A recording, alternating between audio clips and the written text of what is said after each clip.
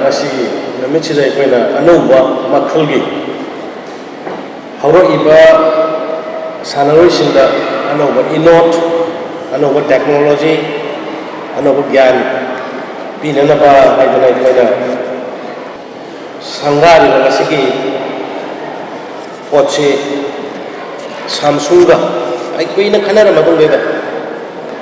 practice tawbagi facility yawi individual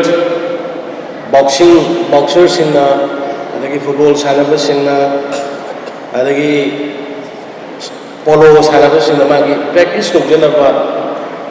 madugi pot ke yaw bayamna India da sina ahan bane nadra ko be India da sports ki lamda sigi Samsung gi hage bane sina ahan bane masida loina phangane se koi Kunjarani ki photo yaw ni dak number kan Kunjarani ki magi background magi achievement loi phangane thoiba dak number kan loi phangane adugi potma aduga loina aikoi gi puari ga sagonarpa ancient games kaw gi dorba aikoi na se mungna kangse yubi lakpi loina masidaida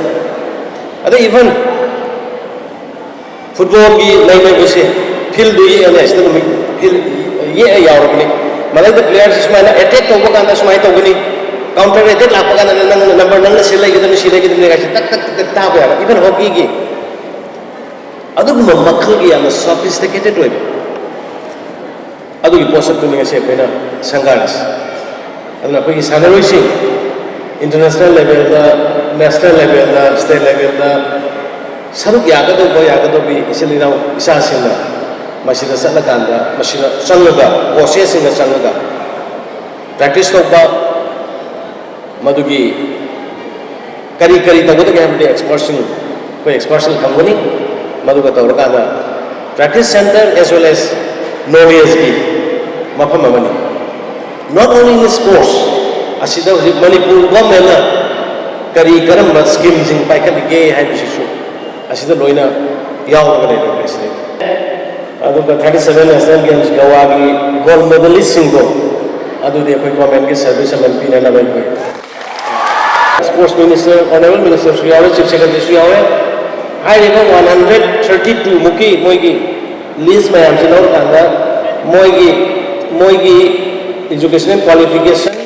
kari ke yenga kanda sports department da moi da sana ba post kya lai adagi education da kari da happa yai adagi fishery any manipur da leba department mayam sida ai sa sing na ko mayam loigi noina tawbiri ba state ki dam ko tawbiri ba noina nation ki dam ko tawbiri ba do recognition to boina